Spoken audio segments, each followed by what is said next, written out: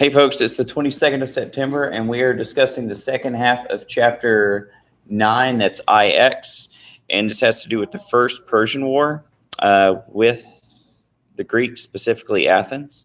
And the terms up on the board are Persian envoys, who helped the Persians and Athenians, the Battle of Marathon, Sparta, and after the battle. So all of this has to do with the First Persian War. So it's here today. Yeah.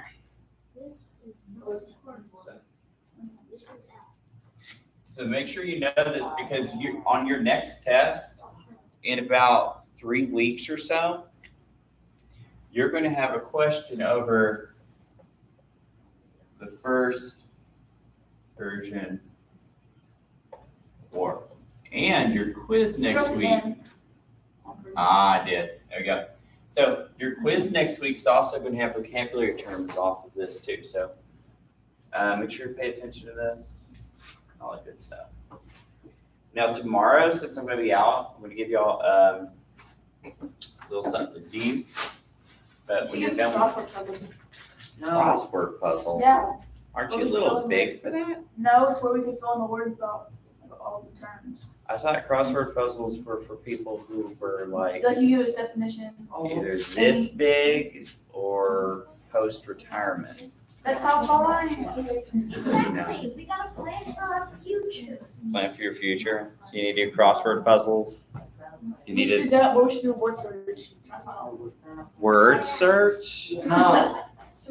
You don't learn from crossword puzzles or word We search. actually do learn from crossword puzzles. You put the definition and then we gotta put the word in the puzzle. Okay. Well, we're not doing that. Jane's grand ideas. Yeah, I'm sorry. We're not going to do that. Probably so, because that sounds like good history right there. So, well, I'm sorry. I'm going to have a substitute here. And I can't exactly have games set up. So, hey, Jane, can you get back to your seat? We're going to go ahead and begin. We can bring our own game. Well, no. What I can let you do, though, is I'm going to give you a short assignment tomorrow. When you're done with that assignment, you can do some of it tomorrow Where's Trent? with us. Did he die? No, he has some allergies. Hey, Jaden. Jaden, Is there? strike one. Don't interrupt me again. I know you're ignoring me, but if you still hear the mumble of my voice in your ears, don't talk over me, okay? I was answering somebody else's question. Oh, yeah, move up front. Don't sit in the back again. That's strike two. Wait, what? Move up front. You're supposed to sit up front. It's 2 strikes. Third strike, got lunch detention. All right, so I'm sorry. What was I talking about before somebody was rude? Substituting. I'm going to give you an assignment, but after your assignment, I'm going to give you time to work on other work if you need it, so you can be caught up. I mean, y'all have homework just about every day, right? Yeah. Yeah, like math or reading or something like that. Well, I mean, wouldn't you rather do it here than at home? I'm sure there's things you'd rather do at home, right? Well, someday. I think our study halls for now are just set up for 11th and 12th grade. No, middle school has them too. Middle school does too. That's strange. I mean, honestly, I'd rather y'all have more electives than have study hall personally. But I'd rather y'all have electives like technology would be nice, right? Or like maybe more art, or what about something cool like photography or something like that? Videography, wouldn't that be nice? What about athletics? So what? You can't take the photography class to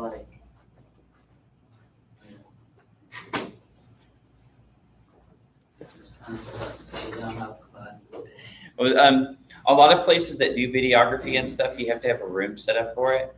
And so sometimes they'll have a room set up for processing film, or they'll have a green room. Sometimes they still teach you how to do it the old way, like with chemicals and stuff. And there's people who are really into photography and call it an art form, like to do that. So some people do. I mean, there's supposed to be a lot involved to it, like lighting and stuff like that, getting your scene right. But oh well. Hey, so let me go ahead and show you today's images. So Persian War is very important because this is one of those things that's going to inspire people throughout the ages, especially in the West, in like Europe and America and places like that, for the idea of having a small group of freedom fighters fighting off waves of being outnumbered enemies who are there in a sense to enslave you, take your way of life, and oppress you, right? So, Just so they got the idea of war. no, war is before writing. War is one of humankind's most ancient things we've ever done. We've done war longer than we've done farming. Yeah. It's I'm not saying it's good, but it's like something people have always done. Something. All right, so yeah, the Persian Empire. So these guys, remember at first they tried to sail around here, but they wound up getting shipwrecked and it didn't work out. So like, it stinks. So instead of sailing along the coast here, which is supposed to be pretty treacherous, they're going to sail over to Ethiopia right here, and they're going to conquer that. And that's when your book says, like, you know, they were asking for help, and the Athenians couldn't send help fast enough, and so they wound up being betrayed by their own people. So this large island here is going to succumb to the Persians. And then they're going to sail around the coast, and they're going to come up around here to Marathon. And so how long is a marathon race? 26 miles. Yeah, I think it's like 26.7 kilometers, right? Yeah. So it's going to be, that's pretty close to a city. And that's where the race came from. Because after the battle, the Athenians are going to send a messenger to run all the way to Athens. The story goes he actually died when he came with the victory message. Once he made it, he just straight up died. But the soldiers themselves are also going to jog with all their equipment all the way back to Athens. So that's a pretty tough thing for an entire weighted down army to do. Of course, these armies also had guys who would, like kids especially, who would help carry their stuff. So like, here, hold my shield, son, and then they all start running together. Sparta is really eager to join the war, but they don't enter because there's like a full moon coming. Superstition. Yeah, so Spartans being Spartans, they kind of waited out. They wait a few days, and then they come over and they're like, "Oh, we missed it." Do you think they hopped on their shields like snow slides? I don't think so. I don't think it was. One thing about ancient people is like they never wore it in the winter, unless it was normally a warm climate that didn't have bad winters. So you're going to find this all the way up until modern times. Well, early modern times. When you have like musket warfare, then people start fighting in the winter more. But people used to not fight at night either. Super rare, because half the time your guys hurt each other instead of them. So yeah, the winter was usually not big for them. This guy here, this is that Athenian trader Hippias. Remember, he was kicked out of Athens, and then he goes to Persia, and he tells the Persians, "Hey, if I help you and show you where a good spot to take over Athens is, can I have it?" And they're like, "Okay, well, let's go." So these are supposed to be Persian generals here. The Battle of Marathon itself, the Greeks are greatly outnumbered. And see, the Persians bring their fleet here, and then they do a landing operation. They line up their soldiers. And see, they're very strong here in the middle, as the book said. The Athenians are going to be fairly strong in the middle, but see, it's thicker here on the wings. And so they're going to flank and encircle the Persians. And by doing so, they're going to kind of like draw them in. As they draw them in, the guys in the middle start retreating back. As they retreat back, these guys are going to come into their sides and crush them. Because on their flanks, they don't have good defenses. They can have men with shields, but it's hard for them to really brace and defend themselves. So the Athenians are able to cut in through the sides. The goal of almost every military operation whether it's modern or ancient, is to come in through at your enemy's rear or his side. It's called flanking. Flanking is one of the most basic forms of combat because whoever gets the flank off gets to win. So you distract them toward you, you engage them in the front, and then you have a force that tries to take their side. It worked out well here. As the Persians then start to flee, the Athenians chase them into the ocean, slaughtering them. They burn a lot of their ships and they capture several of them as well. However, it was a huge fleet, so many of them sailed back off to Athens. And so they're here and they sail that 26 or so kilometers back to Athens. However, they find by the time they get there, the Athenians are already there waiting because they're very fit. Remember, they're well-trained men. On the weekend, they don't sit around watching TV. They would train for battle. So it was like their sport. The guys got together like a militia and they trained for war. Had TV. No, they didn't have TV. So, if you recall, the Athenians, they were very well armed and armored. They wore armor on their chests, but it was made of flax, which was like really thick canvas, because the shield was supposed to do a lot of protection. And really thick canvas is pretty good protection against mild blows because it has some absorption. I mean, a lot of modern day body armors are made of more synthetic cloths than they are hard material, unless it's something like rifle plates or something. Why does a Persian shield have holes in it? My guess is so that they could stick their spear through there and stab through. So you could hold the shield up and stab through it. But why would the other team would do the same thing? They could, you're right, they could. So it seems like I've never seen a Persian shield. I've seen pictures of other artist interpretation. A lot of the Persians, a lot of them were not professionally trained soldiers, right? The king would give them weapons and armor and march them out. They were told to follow orders. They were given very little training. The Greeks, the hoplites, were very good at getting in formation and making shield walls. And not only as a shield wall were they very well armored, but they were all pushing at each other all at the same time. Kind of like, you could think of them as like linemen in a football team with other linemen pushing them. So they have all that force just barreling down over the Persians, and they're just kind of stibbity-stabbing them as they walk over. So this makes for a very strong armored push. So they're barely hurting any of the Greeks, while their men are just getting stabbed and chopped up. The Persians do have a lot of archers, however, but that's rendered a little obsolete because, once again, whenever a wave of arrows would come in, the Greeks are very good at raising their shield up, kind of like a turtle shell, like warding them off.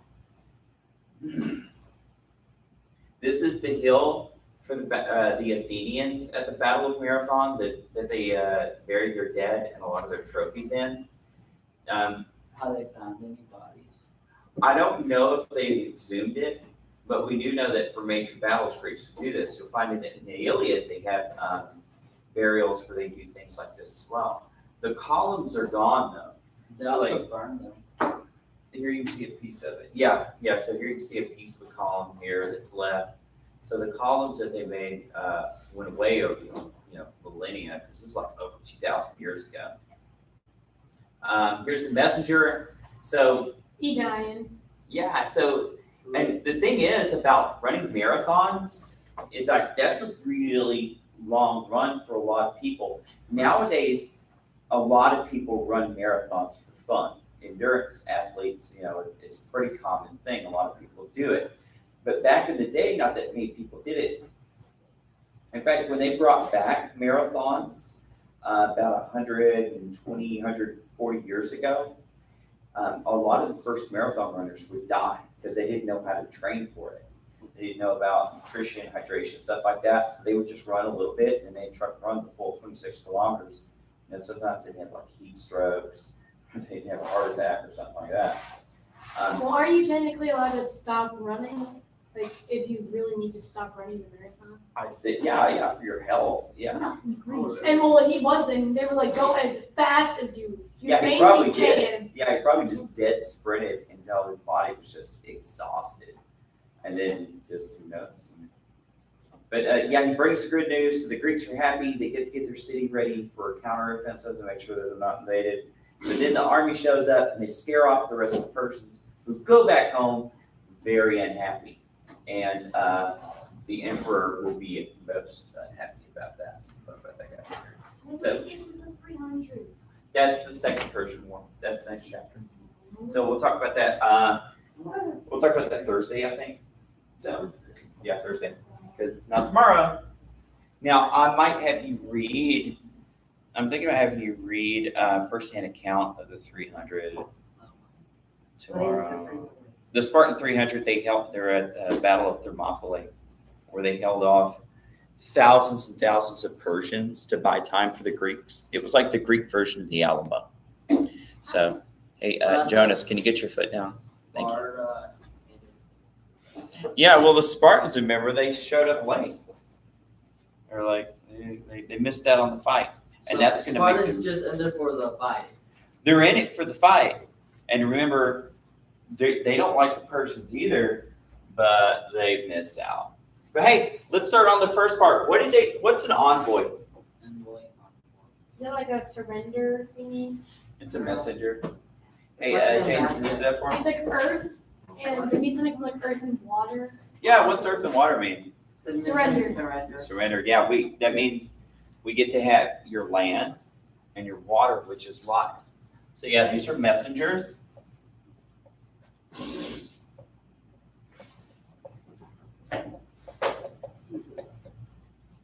Sent to the Greeks, demanding earth and water. So they're saying you need to submit to the king of Persia and like your life and your property, like everything. Because remember, in Persia, everyone is considered a slave of the emperor. So what does Athens and Sparta do? Athens goes to the mountain, Sparta goes to the wall. Yeah. So Athens and Sparta kill them. They don't only say no, they say no and then they kill you. So, and that of course means war, because an envoy is like a diplomat. It's like a representative of a government. It's like, it's almost like an ambassador in a sense. So you're saying, not only are we not going to talk with you, but anybody you send, we're going to knock off. Like the Athenians threw their guys off a bridge, and the Spartans threw their guys down a well. Yeah, and So they they said, didn't even care to even wonder what they were gonna say. They just well, they heard the message. Remember, what was the Spartans' reply when they threw the guy down the well? Get your earth and water. Why do they? Yeah, here's your earth and water. Get your fill. They're like, there you go. There's plenty down there. So, who helped? Let's go with the first part. So, who helped out the Persians? Yeah, so, and we're going to see a problem with the Greeks with this, with traders constantly helping out the Persians. Scythians, They gotta pull out his arms. Yoink. a traitor to Athens, helped Persia.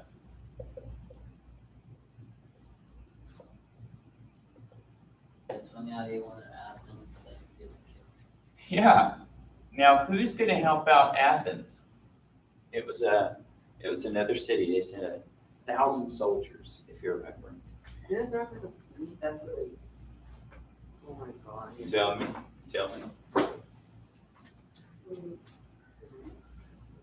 Let's see. It was the Babylonian Empire. No. They are Clisthenes. Cleisthenes. Now, Cleisthenes was that guy who helped reform, like, Tribes that Clisthenes. yeah, that's the Athenians. Plataea. Oh, so it's north. Yeah, Plataea. So the Plataeans, is that how you spell it? P-L-A-E. Plataea. N-S. Let me look. I gotta look at it now. So yeah, so they're getting aid because from their neighbors, right? Yeah. AEA. Oh, it's too many vowels put together. So Plataea helped Athens because they had helped them before. So they're getting help from their neighbors, and we're going to see that they're going to be allies later on in later wars. So the Persians are coming with thousands and thousands and thousands of troops, possibly hundreds of boats, and they're going to overwhelm the Greeks. The Greeks, and they also have an insider who used to help run the city of Athens, and he's going to tell them all their secrets and where they're going to be at, what's a good place to fight, and then he wants to take over the government there for the Persian emperor. The Athenians, all they have is a couple of thousand soldiers, but they're on their home territory. So your book's correct when it says that these folks are fighting for their homes, you know? I mean, that's a tough thing. People who fight for their homes fight twice as hard because they know if they lose, they got nowhere to go, and they got their families and everything they care about back there. So what happens at the Battle of Marathon?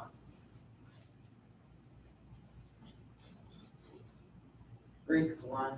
Yeah, the Greeks win. Do we have any details? So the Greeks, like, I don't want to say outflanked, but I can't think of a better way to say it. Outflank's good, yeah. So here, we'll start with Persians landed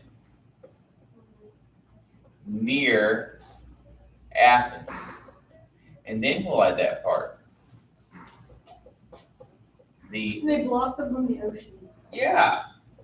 The outnumbered, and that's what stunk for these guys. They had nowhere to go. They got off the boats, and that made retreating hard and slow. They couldn't run off into the land or anything. They didn't even know anybody. So the Persians accidentally cut off their only avenue of retreat. That's a basic part of military leadership, is you always leave an avenue for retreat. You have to. Or if you lose everything. So the outnumbered Athenians, They got too cocky. and this is called a pincer movement, kind of like crab pinchers. They're going to go on both sides and crush both flanks and squeeze them in. So the Persians on both sides.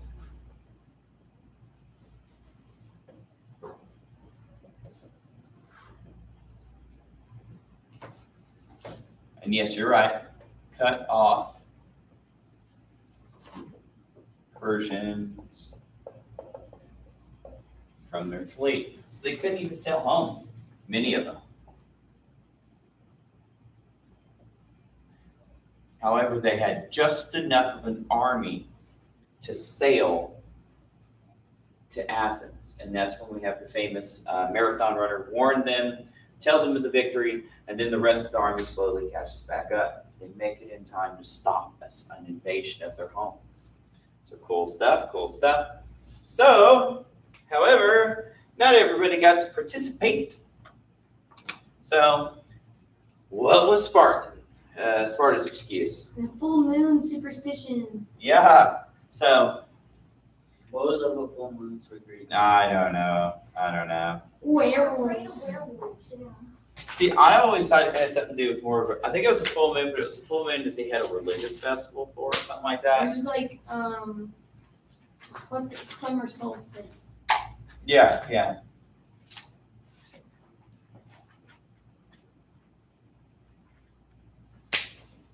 Like it. So let's just say full moon. And like y'all said, I missed out. Honestly, I think Sparta just used all these superstition as an excuse. No, because they love war. They wouldn't just like pass up the chance to fight someone. Well, that's Except one for if thing. that means the gods would get angry. Then they're like, actually, no. We're going to see that the Spartans actually, they're great warriors, but often later on, we're going to see that they lose a lot of their fights. So whenever they go against other Greeks and stuff like that, they'll lose often. So they're going to be very feared, but It's kind of like, I think the term is kind of like, I wouldn't call it, I guess like a paper tiger. They look scary, but they're actually not that bad. So they're more reputation than anything. So what happened after the battle? The Persians tried to go get Athens. Yeah.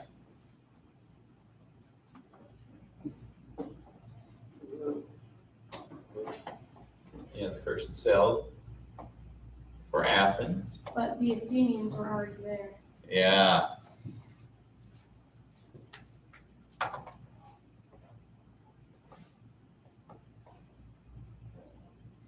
Athenian.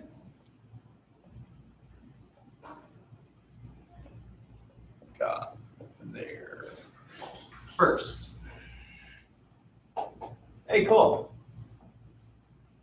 I think that's good. And of course, they build the memorial, all that good stuff. So they're going to tell stories about it forever, and Spartans are going to be super jealous. They're going to really want some of that glory, but they're not going to be able to get that glory until the Second Persian War. And because they're wanting to catch up with Athens, it's going to lead to a lot of politics and disagreements for all this stuff. So it's going to be like, you're going to see a lot of Greeks kind of like nagging each other. Question, if you know the Spartans are such big warriors, then why do they keep moving? Not smart. Here's why. Yeah, that's part of it. They would never change how they fought. They were so traditionalist in what they did. They believed that their way of fighting was superior all the time. And so All someone had to do was learn how to be one way of fighting. well, yeah. So like they wouldn't do things like they thought it was cowardly to have archers, right? And they never really had a good cavalry, guys on horseback. They're never going to be able to take cities either because they don't have the know-how on how to do things like build siege weapons, take down walls, or even tunnel. So they don't know how to do any of that because they're not that innovative. They're never going to have a great navy. They're always going to have money problems because guess what? Spartans don't have money. So they're actually, eventually they're going to get corrupted. They're going to start taking money from the Persians just so they can start hiring a navy and stuff.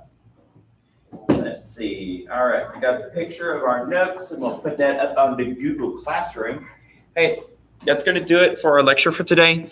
We're going to come back on Thursday. We're not going to have a live stream tomorrow because I'm going to have a substitute. So just to remind you. So yeah, I'm going to read chapter 10 on Thursday. So see you later, kids.